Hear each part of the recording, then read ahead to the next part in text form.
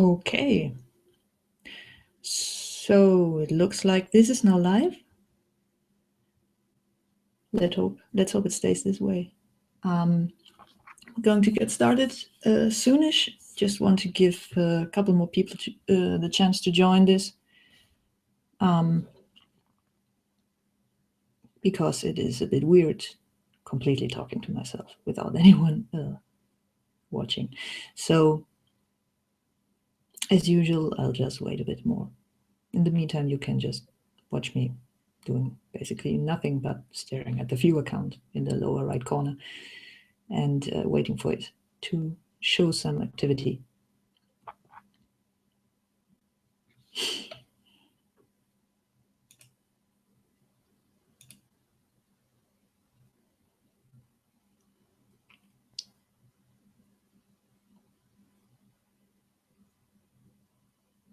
Also, in case you're watching this as a recording afterwards, this is actually the first Hangout which we'll also publish for everyone after the fact. That was a decision by the patrons who are at the video access level. I hope that it will that the information that we talk about here and the questions that get asked and answered in this hangout will also be interesting to the general public, and that is the reason why I asked people if that would be okay for them if we made the recording available at the later date, or rather after the actual live hangout. And so the decision was made that we would. So welcome.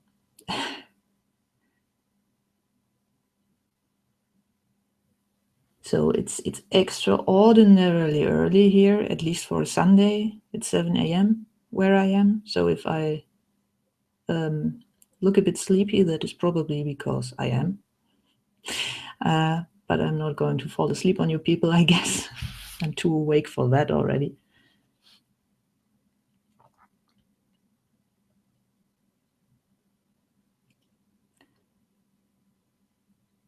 And we're still waiting for a bit more before I start. Probably also look into making some overlay while the broadcast is started in the future, because just having me sitting there doing nothing is probably not that interesting to you. I just have to find some piece of software that will allow me some more control. Right now, I'm basically just using regular Logitech C920, I think, webcam and a USB microphone and nothing else. So that stuff is directly plugged in into Hangouts, and that does not give me much control over what is on the screen for you. So I might look into stuff that allows me to also show you a little getting started soon sign or something like that, so that I don't have to talk about stupid things that do not interest you in any way while waiting for more people to join. Look at that! Finally, a question. I was already worried that I would spend the second half of this hangout today just talking about things that came to my mind instead of actually having people ask questions. So thanks in advance for that. I'll tackle that later. I guess we'll just do it like in the past two hangouts that we already did. First, I'll talk a bit about what I've been up to and what the future holds, basically, for OctoPrint, or rather the near future. And then I'll tackle whatever questions are there. There's also this time there's also something I called in my notes my favorite hate topic. I don't know yet if we will get around to do this. Depends a bit on how many questions come in, because that was basically what I had planned to talk about if no one asked any questions today. we'll see how that works out. Basically, what I was wanting to dive a bit deeper into is print time estimation, because that's a recurring theme in the tickets, in the mailing list, in the G+ community, and everywhere, because basically people are still not, I think a lot of people are still not completely understanding that an estimation is an estimation, and why estimates can be inaccurate, especially when it comes to 3D printing. And so I wanted to maybe talk a bit more about that, but we'll see. So the little thingy in the lower right corner currently only shows me 2 viewers, but still, I mean, we have 7:05, and I need to look into getting breakfast sometime during the next couple of hours. So I guess we could just as well now start and just hope that more people join. Otherwise, it's just us 3. All right. So question is what I've been up to. I think it was quite visible that I pushed 2 releases again within the span of the past month. The first one was the 1.2.14 release, and I'd been working on a lot of stuff for that. There were a couple of fixes, especially with regards to tracking timeouts, which OctoPrint did not properly do anymore, which led to things like when the printer suddenly went offline for no reason, but left the serial connection open, OctoPrint could not detect that. While printing, it then would after a while basically give up on everything, but while not printing it, while basically being idle, it would just sit there and do nothing and get stuck. And it would also not detect if the printer then came back, because printers usually then don't say, hello, I'm back, but they just start replying to commands again. But if you do not send any commands because you think the printer is gone, then, well, good luck with that.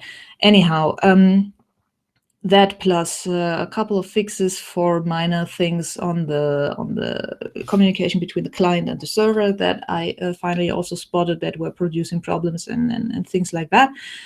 And also some more intelligent timeout handling with regards to that basically when a heat up occurs, so when you have a M109 on M190 in your G code and you're printing from SD, then the printer will start sending the same heat up lines to the host, so in this case to OctoPrint. And it will do that every second or so. But then suddenly, when the temperature is reached, it will just stop. So there will be no final, okay, temperature is reached, I'm done message. It will just stop sending stuff. And so far, that produced a quite confusing error message in OctoPrint while printing, because the printer just stopped sending something. OctoPrint was assuming, though, that the printer was in a heat up, so it did not send anything from to the printer either. And that then led to the situation where OctoPrint thought, oh, the printer is not responding anymore. It must be an error or something, and tried to basically tickle the printer into action again, but also logged a quite scary message. And depending on how large the communication timeout was set, which could be 30 seconds, which is the stock value, that message could take 30 seconds after the heat up completed to show even, and that there was also that 30-second delay then before the printer started querying the SD print for number of bytes printed versus total bytes. So basically it could not track progress in that time either, plus you had the scary message. So what I did there was something that proved to be a bad decision, because what I did there was basically when I detected a heat up, I set the read time of the 30-second timeout to a lower value, because the printer was responding within a second anyhow.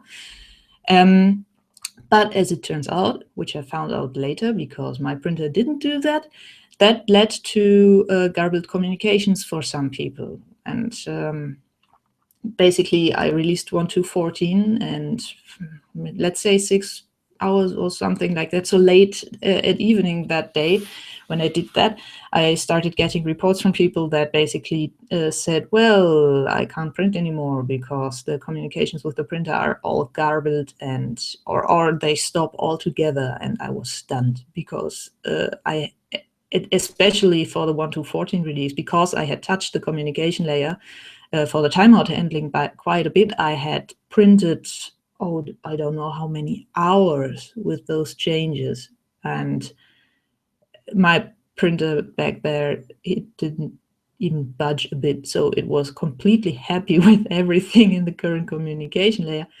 And I couldn't reproduce the problems of the people at all. At first I thought maybe they had, I don't know, wonky cables or so, but then more people and more people came in, and then it was, okay, something is wrong here, and I don't know why it's wrong.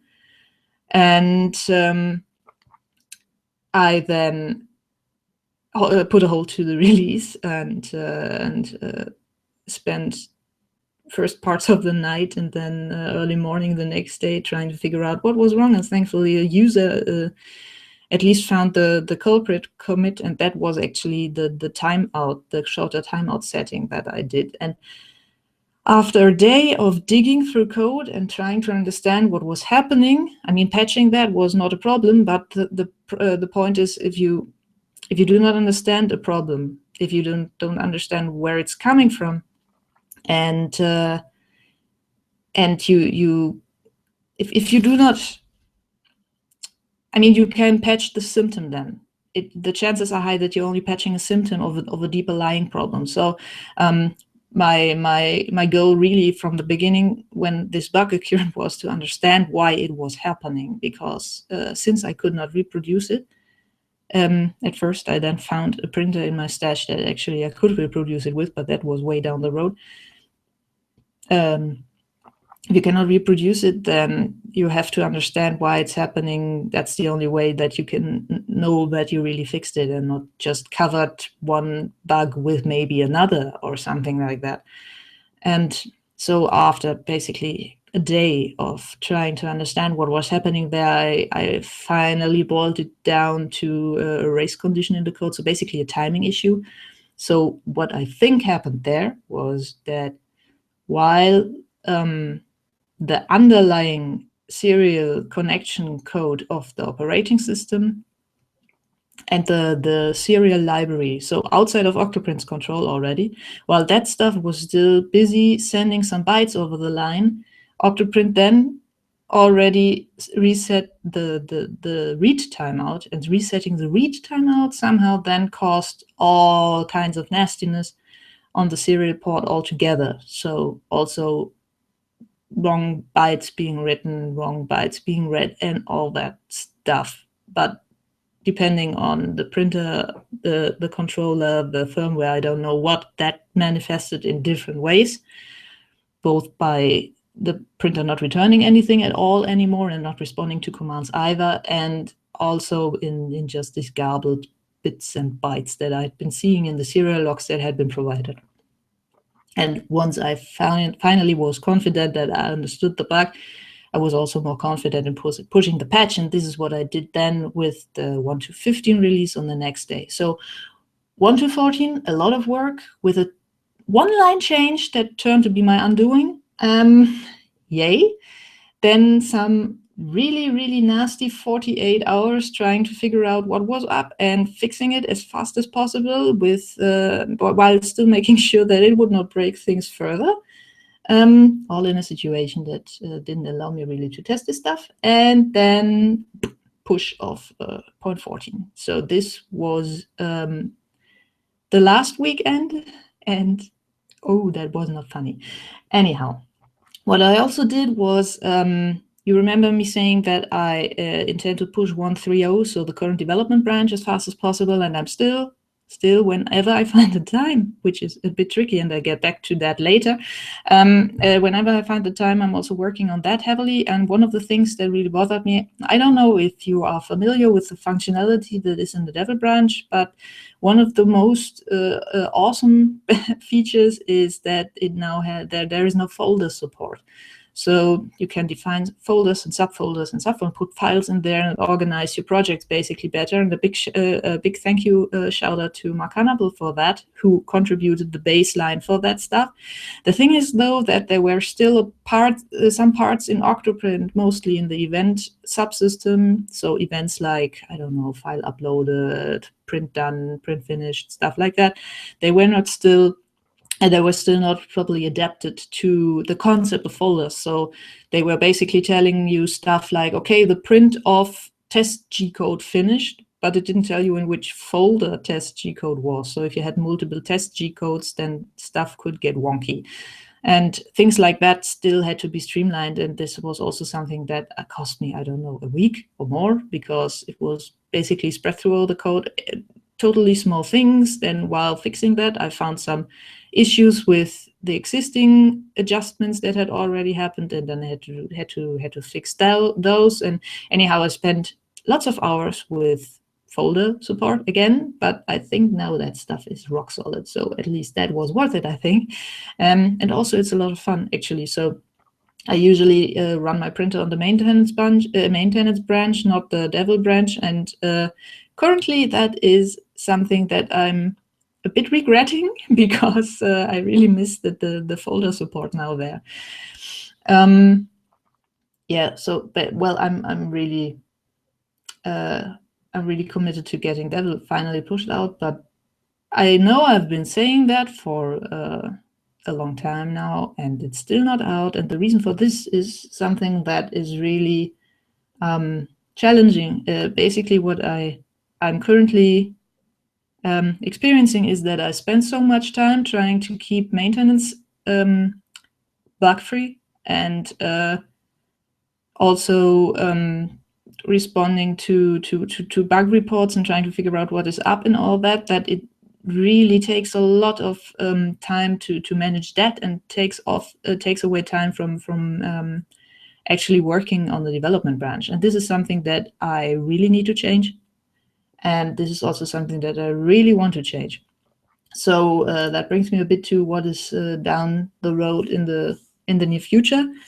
There are basically two things that I want to talk about here. First of all, I just mentioned the development branch versus the maintenance branch. They are too distinct, and managing both of them, this is basically just too much overhead. I had to realize this. So I introduced this concept of two very distinct branches, one for maintenance releases and one for the actual development of the next version, which back then I thought would be down the road only a couple of months. That I would. I just looked at the questions and got confused a bit. Sorry. Let me find my train of thoughts again. Yeah, that would allow me to quickly fix things up in the current stable version, while churning out one new feature after the other in the devel, and then quickly do a new release. But what I have realized about the past 12 months of doing it this way is that basically there is no such thing as quickly churning out a new feature if you want to have it tested and documented and all that properly. And it's having stuff like that accumulate on the devel branch for a long time, while also trying to give a steady stream of maintenance releases on the maintenance and stable branches, is something that produces way too much overhead. So with merging, and especially the merging, because both versions have diverted a bit in some parts of the code now, and I really spent way too much time just trying to figure out how changed lines in the one branch have to translate it to changed lines in the new branch, and combine that with the shift in thinking. So I don't know. Developers will be familiar with this concept. I don't know how many of you have experienced that yourself, but basically when you code on something that is a bit more complex than just a basic hello world program, you have to wrap your head around it. You have to get into the mindset. You have to basically build a mental structure of the code that you have before you, of how everything plays together and all that.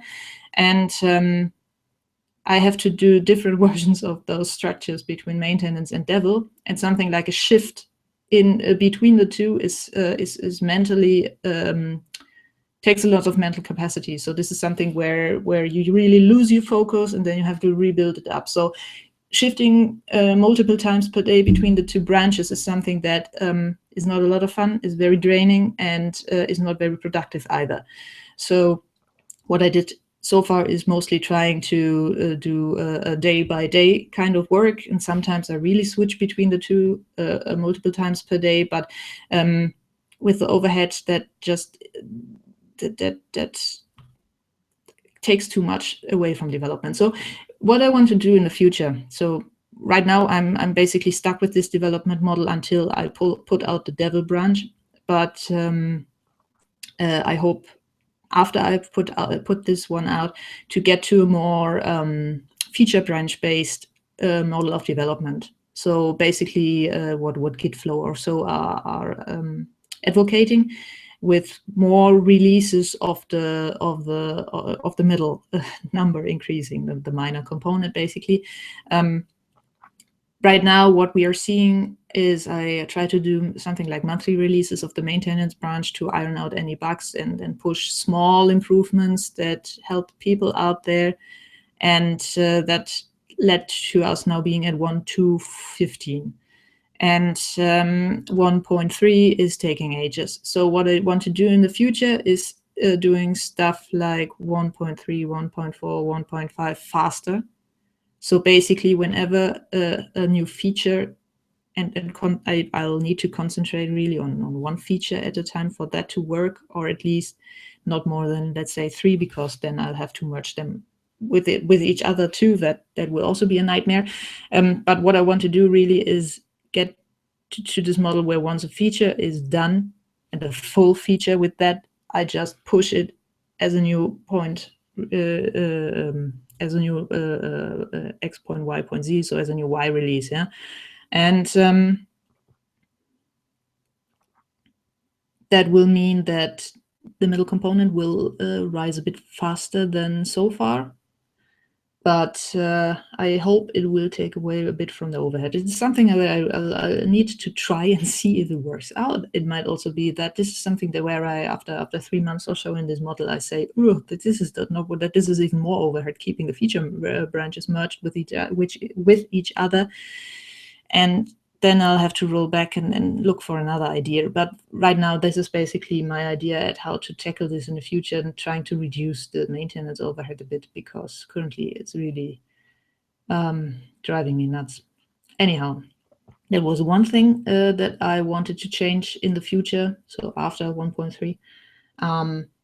The other thing that I also mentioned in the release notes for 1.2.15, the problem that happened there with 1.2.14 is something that, even though I really tested the communication layer extensively, because, as I said, I printed like a madman with that one over the past couple of weeks, and I didn't see this issue. And while I finally found a printer in my possession with which I could reproduce it, there might be cases where this is not the case. So there might be bugs that do only reproduce on some, I don't know, some specific printer model or some specific firmware version from some branch from someone from, I don't know, 3 years ago or something.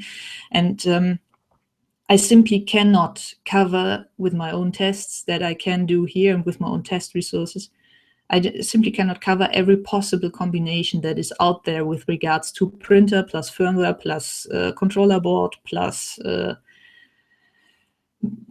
cabling, and there are just too many factors in play. So what I'm thinking about is basically introducing a beta program. So this is also something where I'll soon put out a hello, please help me and join me with that call, and you're heartily welcome to do that. Basically, what I want to do is find a bunch of people who will, before each release goes mainstream, basically get access to it in a very comfortable way. So not fumbling around with Git, which is possible, which is necessary right now.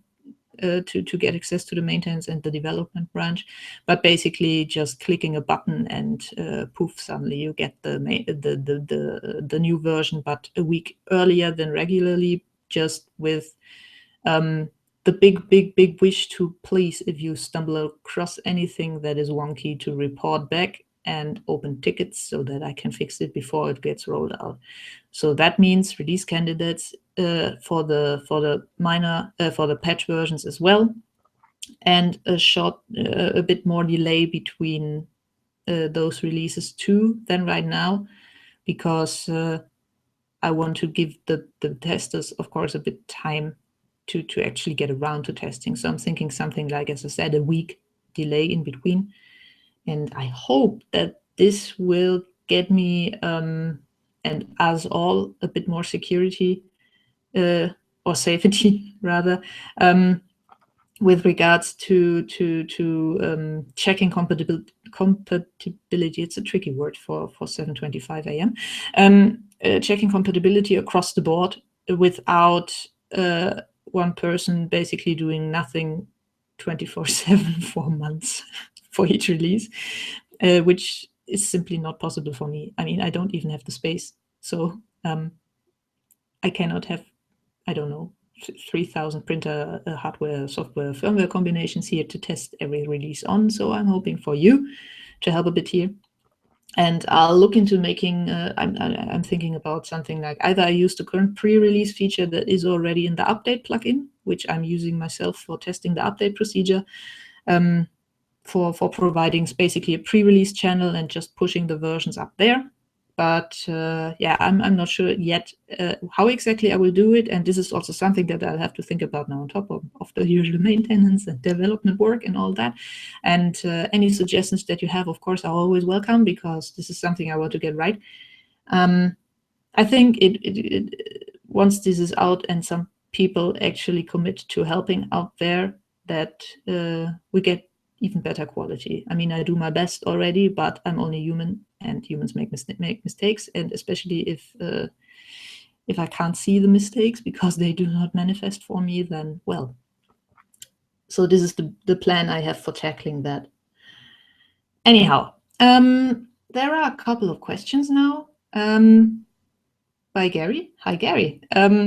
And I'll just tackle them. So first of all, he said, this is less of a question than more of a thank you. Thanks for clearing. I have to select that. Sorry.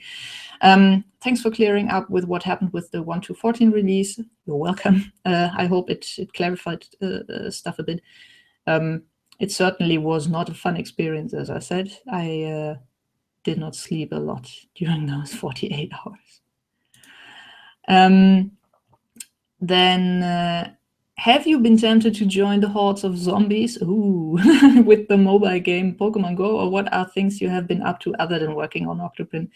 Actually, yes, I do. I have been playing around a bit with Pokemon Go. The funny thing is that I never played Pokemon in my life so far. So all those things, they do not mean a thing to me. So for me, it's all just, I caught that wormy thing and I caught that bad thing. And I guess everyone who ever played Pokemon wants to hit me over the head with a hammer whenever I talk about these things, which I do not often do. Because frankly, this game is basically just, for me, a way to gamify me getting out more.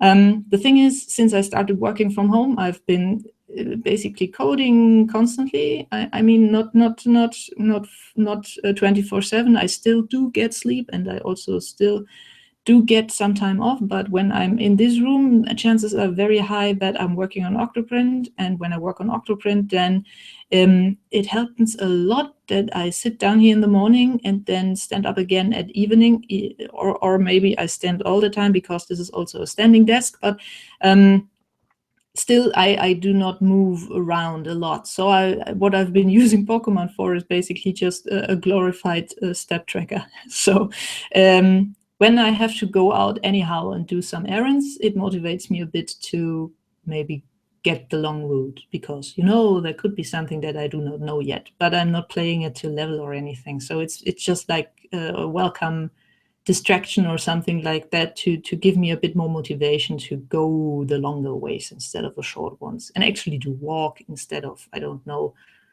take the car or something. Yeah,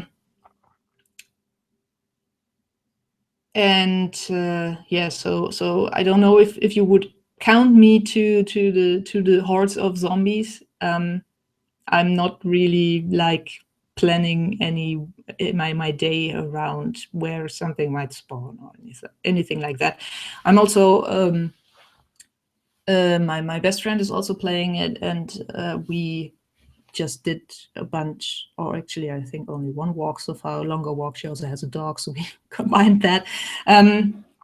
Did a longish dog walk and caught a bunch of those things in the meantime, and mostly also just used it as an excuse to take the scenic route. So yeah, I mean, I think it's a fun thing for some people. Personally, for me, there's not a lot of personal attachment. So if it stopped working now, I wouldn't cry over it or anything like that. But as long as it's there and I'm outside anyhow, and I might as well just start it up. I find it funny in a bit. Funny thing is also, so back when Ingress started in Pokemon Go, is basically just it's made by the same people. They are using the same locations on the map and all that for the things. So Ingress, when it started, I think it was February or March or something like that, and it was cold outside.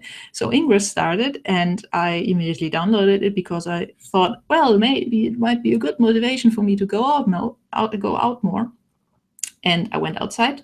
I froze my bottom off for half an hour or something like that. And then I decided, well, first of all, it was not working that well on that day either. Then I'm living in a very small town, so there was not much to see, or rather to find with regards to whatever it was called that you are catching there or you are collecting there and hacking and stuff like that.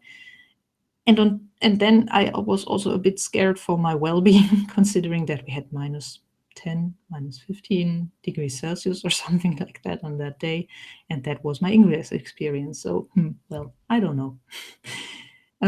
So at least the launch date of Pokemon Go was really well chosen, because right now we have some very pleasant weather here. Maybe a bit too hot over the past couple of weeks, but currently I think we are at 20 degrees, so that's okay. Next question, which came in early, I'm a bit jumping here. What are some other single board computers that you'd like to see OctoPrint used on? Again, by Gary. Personally, I have to say, I don't really care. For me, I'm somewhat happy with the Raspberry Pi, and that's been working well for me. I see left and right that there are constantly new machines coming out, and people trying to jump on the Raspberry Pi success wagon, basically. And I wish them all the best. I'm really interested in seeing what comes out there more, and whatever sees wide adoption is something that I will really look into getting official support for. But I do not have any preferences in that regard, I have to say. So it's more like, if you like whatever fancy new board is available now, and it's really available. So not like, what I really enjoyed back when it came out was the BeagleBone Black, because back then it was way more powerful than what was available from the Raspberry Pi lineup. And it also had this huge amount of GPIOs, but it was basically nearly impossible to get your hands on one. So I was lucky that I caught it, or rather I got one when I wanted to play around with one, because I don't know, 2 weeks or 3 weeks later, they basically just stopped being obtainable at all. And so this is one thing that is really important for me, availability, because it really does not make sense trying to support something that no one can get their hands on. But that is just me.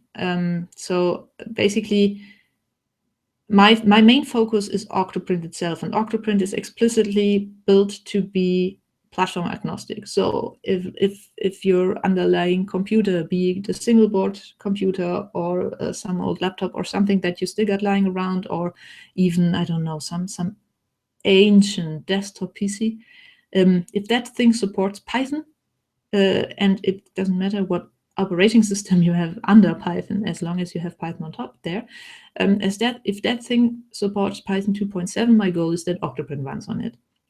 So OctoPy is a project that I do a lot to support, as in I also do have committed status there, and can push fixes and can improve some stuff here and there. And I also talk with Guy Scheffer, who's maintaining it a lot, about things.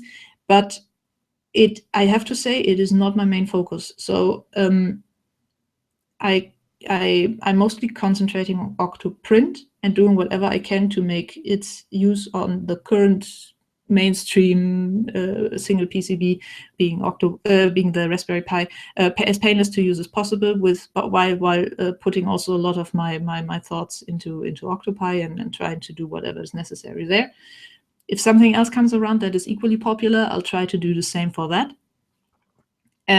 But the main focus will always be OctoPrint, because that basically covers all bases, and I think it is more important to keep the software that is actually doing the hard work, basically, to keep running well and good. And if something is popular enough that a lot of people will use it as a hardware base, I mean now, then I guess it won't take long for people to find a way to do something like OctoPi, and then I'll throw my support at that too. So this is my current approach. I hope this answers the question. So in a nutshell, I do not have any specific preferences with regards to other single board computers. I'll just happily try to help whatever, if some sees sufficient popularity, I'll just try to, as usual, try to help my best as best as I can anyone who tries to adapt things for that. Greg asks, you've been on Patreon a few months now. Did you get more or less of a response than you initially expected? Are you at a point where you're not too stressed about your funding? That is a very good question. So yeah, I think I started the Patreon campaign on April 13th. So around 4 months ago. Oh, already that long. And the response basically blew me out of the water. So when I started this campaign, what I expected was, I don't know, maybe 200-300 people, and landing at something like, I don't know, 2K maybe. And to be quite honest, I was mostly, after I lost my job with BQ, and therefore also the full-time funding for OctoPrint, I fell in a very deep hole because I was worried about everything considering OctoPrint. And I thought I'd at least give this a shot to try keep things alive and see how they go, and basically just to not get worked up for the rest of my life about why didn't you even try that.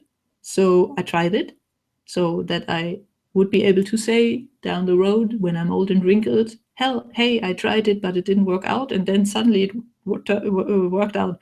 So that has really, really got me completely mind blown right now, still. And every time that I look on the Patreon page and see the amount that is on there, I'm humbled and can't believe that. I'm really struggling to believe that I have such an awesome community, and that you people really put your money where your mouth is, and this is completely awesome. And yeah, it takes. I'm still not fully at the point where I'm not too stressed about my funding, not because right now I am in any problems with regards to that, but more because and I hope that someday I get over that. I'm constantly worried how long that will hold out, because basically, I mean, I don't know what will happen. Yeah, you could all decide from one day to the next, oh no, we don't like that anymore, and pull your support. And that would leave me stranded. And I also do not now know what will happen with the Patreon platform. Stuff could happen there as well. And what also got me a bit worried, I have to admit, is Patreon runs on US dollar. I live in a country where we have the euro. So the exchange rate between the US dollar and the euro is very important for what I can actually do with what I get from Patreon. And considering the things that are currently happening in the United States politically, I'm not sure what will happen in November with the US dollar. I have to really admit, I'm not an economist, and I'm just seeing that from an outside perspective, things that are currently happening over the pond on the other side of the Atlantic are a bit weird, to say the least. I'm not sure how that, whatever will happen, will influence the exchange rates. So this is something that I'm also losing a bit of sleep about, but I'm trying not to, because basically what will happen, and I will not be able to influence it myself. So yeah, I'm still also looking at a bunch of consulting gigs and all that to put some more additional buffer on top of things, but I also really make sure not to have that encroach on the too much, at least on the time I have for the regular tasks and responsibilities that I have. So far, that's working out good. So in a nutshell, completely mind blown considering the response that I got, and humbled still, and I really struggle to believe, even though I see that it works. And I'm really happy that we can say that OctoPrint is funded by the community, because that also, I've noticed that I feel way more relaxed with regards to what I spend my time on now. So back when it was only one company that was basically paying me for working on OctoPrint, whenever they had a request, I felt extremely committed to fully concentrate on that and do nothing else. And then again, I always had this bad feeling of letting you guys down in the meantime, because I was completely working on this one thing while other stuff was piling up on the other side. And that was something I did not feel so good about. So now it's just, if something comes up, well, it comes from the community who's paying me, and then there is absolutely no problem focusing on that and trying to iron it out and fixing it. So the only thing that now is tricky sometimes is prioritizing, because back then it was easy, like if it came from the company, then whoo, priority one. Now it's like, I don't know, 20 things that are currently very important, and which one do I do? All of them come from my employer. You, every one of you. So yeah, I'm not sure yet how I think that is also just something that I have to get used to. But in a nutshell, it's actually surprisingly a better feeling. So right now, I think this working model, if it turns out to really work for the long term, I mean, we're at 4 months now, 3 months, 4 months, yeah, and so this is not really long term, but this, so far it really looks like the better model, I have to say. So yes, there are more uncertainties, and there are, especially with the German version of the IRS. So this is still going to be interesting down the road, but let's see how they figure out stuff. But that aside, I think this model of working on open source software, being really funded by the community who utilizes the software, is a really good one, because it puts the priorities at the right at the right tasks, and it also seems to work out quite well financially so far. I mean, who knows what tomorrow will happen, but currently, basically. All right. So that was the final question that was in the queue. I think I didn't get any from some other place. All right. So that leaves me roughly 15 minutes to talk about my favorite hate topic. Yay, print time estimation.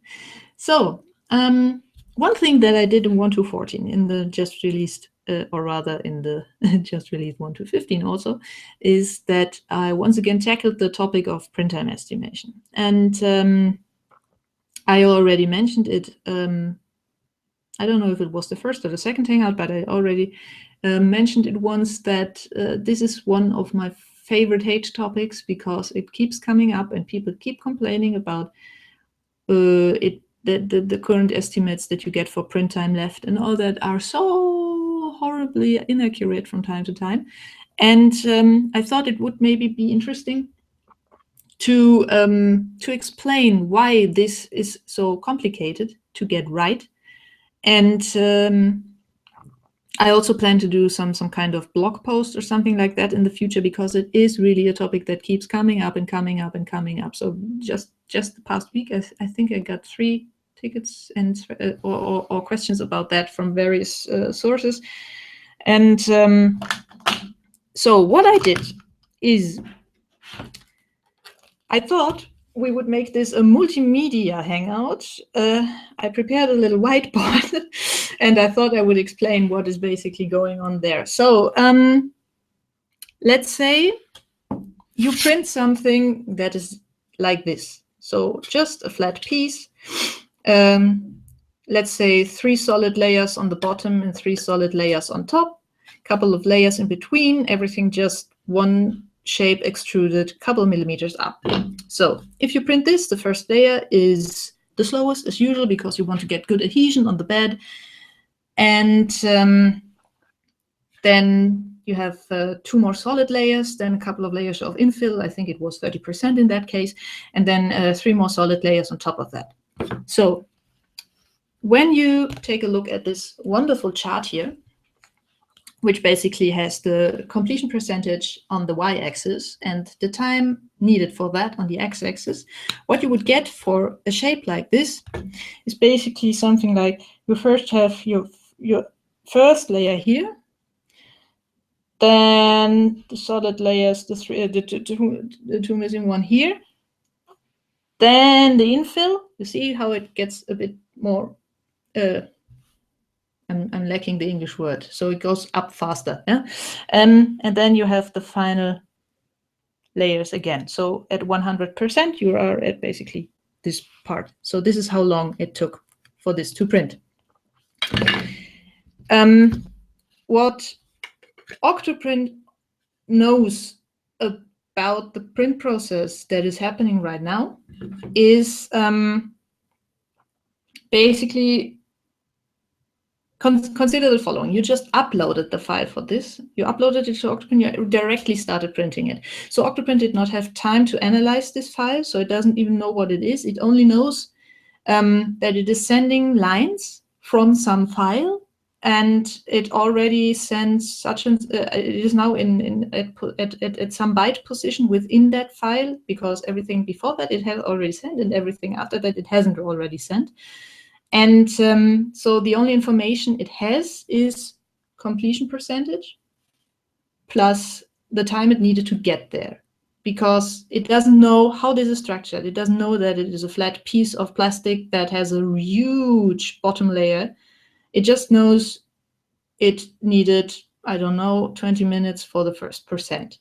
So what happens in that case? So the only thing that OctoPrint can do with the information that when it started, it had the time 0, and after, I don't know, 20 minutes, it was at 10%. So the only thing it can do is basically mark that on the chart, put a line to it, and then from that, estimate where it will land. And this is supposed to be a line and not a curve, even though I did not really do this properly. Let's ignore that for a minute. So now it's here, right? So it thinks it will take ages for the thing to complete, but it's flat, and the first layer is the longest, so it will not take that long. So the next time it looks, which is basically at every percent, but let's ignore that for a bit. So basically at 20% it takes a look, and now maybe it's here. Huh? So again, puts a line through that. I have to do it that way, otherwise the line is not a line, but a curve. It extrapolates that, interpolates that, and then for 100% it lands there. And on. So the estimate that is up there, so basically the extended line will where it intersects with the 100% level will constantly wander and wander and wander and wander. And this is why with this very dumb linear approach, which was the only thing that was in OctoPrint until about 2 years ago, you saw things like for the first layer, it estimated it will take 6 or 7 days to print. And after that, it suddenly was at 2 minutes. And then it jumped up again to I don't know what. So depending on how your model looks, you can have a lot of fluctuation in there. And just removing the markings of the axis for a bit and changing that. I'm sorry for the live stuff here. So wait a minute. This is no percentage, and this is the estimate. So new chart. Y-axis, the current estimate of the whole print time. Percentage, how far we are into the file. So what can happen is, depending on the model, is that you basically get a curve that looks like this. Or you get a curve that looks, what I've also seen is you get a curve that looks like this. Or something in between. So you can get a lot of curves like this, and this all depends on how the model is structured. A small base, a large base, how many solid layers, how much infill, support structure, stuff like that. And this is why, I mean, it is, if you take a look at that, it does not make much sense to use the stuff here in the beginning, because it's completely inaccurate. Same here, it is way too high. So what OctoPrint does is that instead of just using this linear estimate blindly, it tries to determine when this stuff will stop waving around a bit like a maniac, and instead use it once it has stabilized a bit, because then it will become actually a quite accurate representation of how long stuff will take.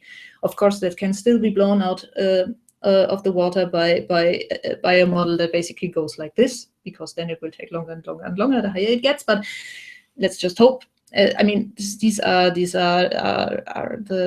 exceptions to the rule. So mostly, once this stuff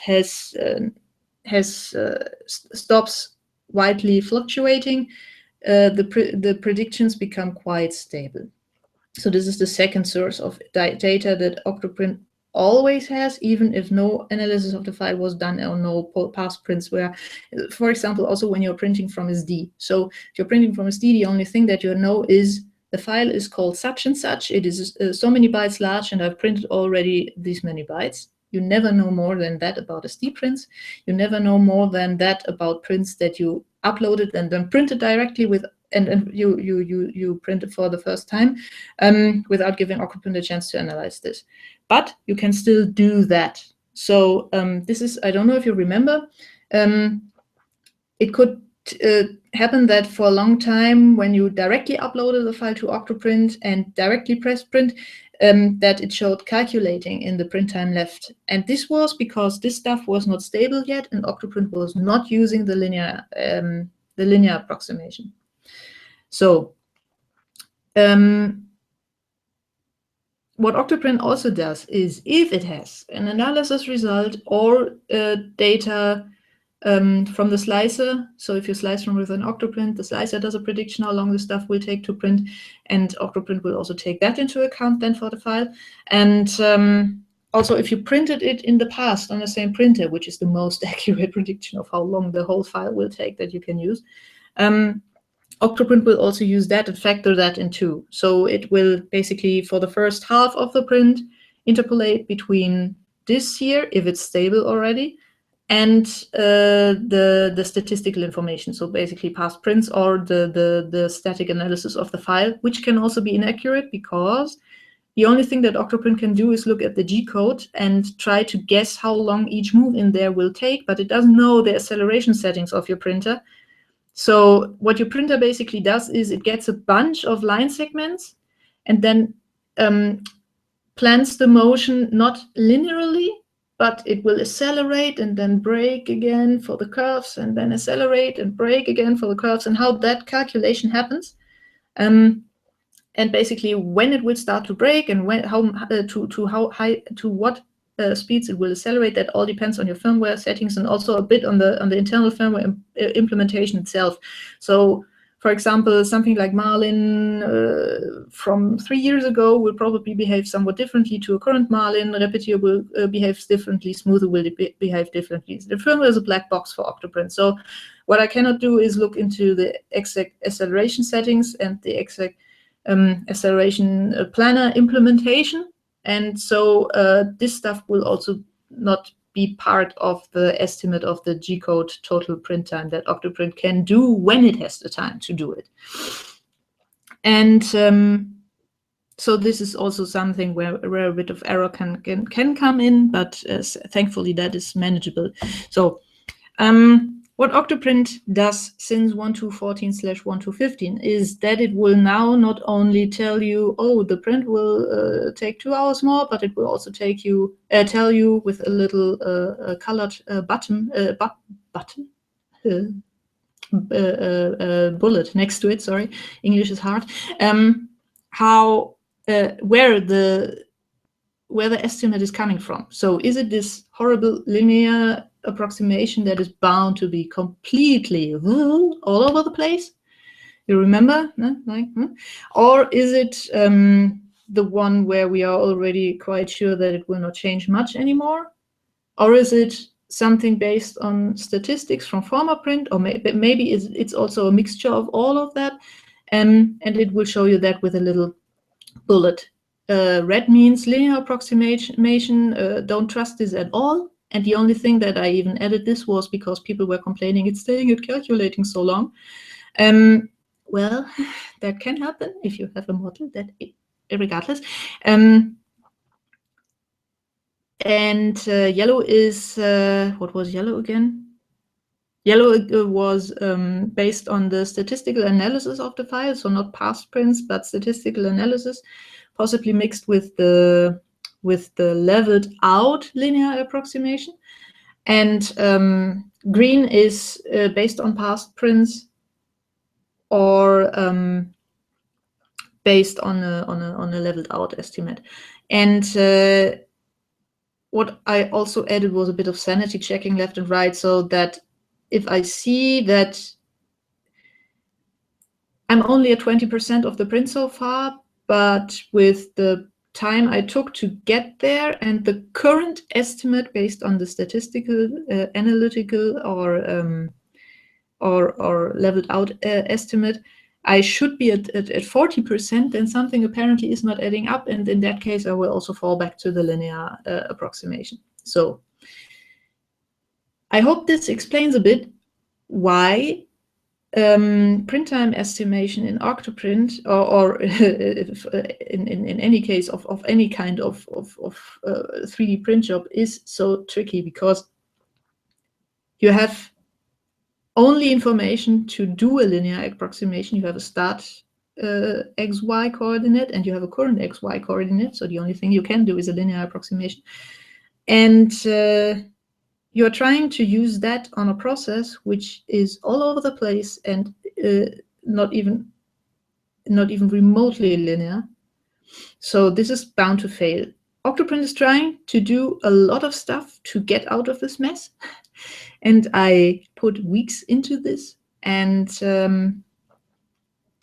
it doesn't get much better, I fear, considering that we cannot do full-blown simulation while the print is running, because, and this is where the CPU constraints that I have to have in the back of my mind all the time comes in. We want to be able to print on a first-gen Pi. The first-gen Pi only has, I think, 800 megahertz out of the box CPU, ARM CPU, and for most of all, it only has one.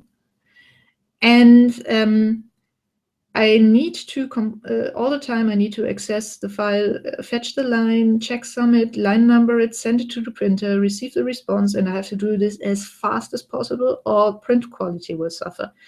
If I spend, I don't know, 2 seconds between each line trying to calculate how as accurately as possible how long the next print time left estimate is, then this is not really going to make people happy, including myself, because it just takes too long. So we have hard resource constraints. We have to find a way to do this estimate without having the time to really calculate anything that is not just simple linear approximation and maybe just rolling some rolling window averaging or stuff like that.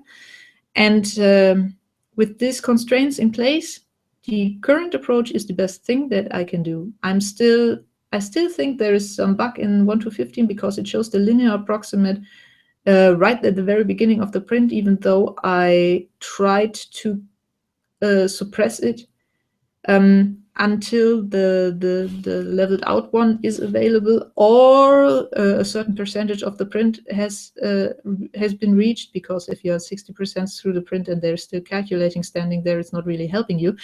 Or a certain amount of minutes has passed, and I think there is I think the it's not currently waiting for minutes but seconds. So there's a thing that I'll need to fix, but still the thing that the mechanisms that are in place currently are as they are with a reason, and they are the best that is possible within the constraints that I could come up with. Anyone who's of the opinion that this could must be able to work better, and some more statistical analysis of the G-code files maybe, but keep in mind that we do not have them for SD prints, and also not if the user directly clicks print after uploading a file, is welcome, really. I mean that, to join the conversation on that topic, and experiment with the code. It's open source after all. And if you have an idea, open a brainstorming ticket and we can talk about that. But I really hope that this explanation can help a bit. And considering that I make this video public after, like we decided on Patreon on that topic, I also hope it will help other people outside to understand why things are like they are and why they cannot be made much better. Anyhow, this was me standing 15 minutes on my own personal soapbox and about my favorite hate topic. And every time I hear the word print time estimation, I get this nervous twitch in my eye and this urge to punch at a wall. Anyhow, I'll also try to sum up this information in a post that I'll put on the Octo blog. So far, I just have not gotten around to that. And I'm also seriously thinking of making the print time estimate an opt-in feature. So basically, instead of it being available right from the beginning, at first you only have a little button, and you have to click on the button to enable it, and it then will tell you, hi, this is an estimate. It can be inaccurate, and if you want to learn why, click this link, and please acknowledge that, blah, stuff like that.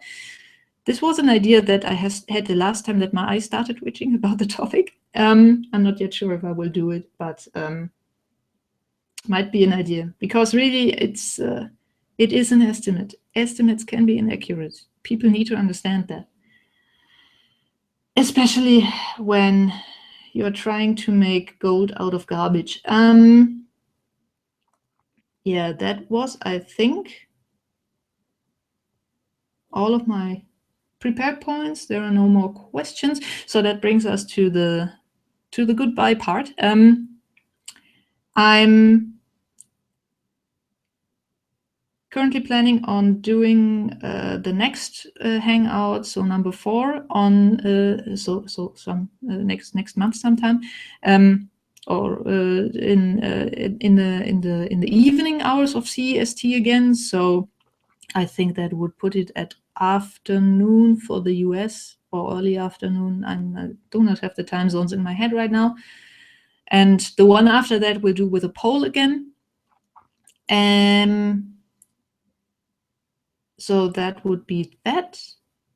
Otherwise, I think I do not have much to add right now, and I'm a bit over time anyhow, so maybe we just wrap this up. I hope that was a good hangout for you guys, and I hope you learned some stuff and got your questions answered. And well, yeah, it certainly was an interesting experience for me to wake up at 7, or rather at 6:30 a.m. on a Sunday and talk about OctoPrint for an hour. I never did that so far, so here's to first. And yeah, I guess I'll hopefully see you next time again, or at least you will watch the recording if you can't attend live. And I see that I get the recording up of that one. It will be available for all of you who already got the link anyhow right after I stop broadcasting here. But I also set the visibility to public as soon as possible, but not today, I think, because I also want to see if I can edit some information into that, and I need a bit of a weekend. And then let's see how the general public will like those videos. I really hope it will help to get some words out, some general questions answered in the future for everyone as well. So take care. Have a nice Saturday. If you are 9 hours off of me, there's still an hour left for that, or otherwise have a pleasant Sunday. And I, for one, will now try to seek some breakfast because my stomach has dropped somewhere down beneath my knees or something like that. All right, so bye.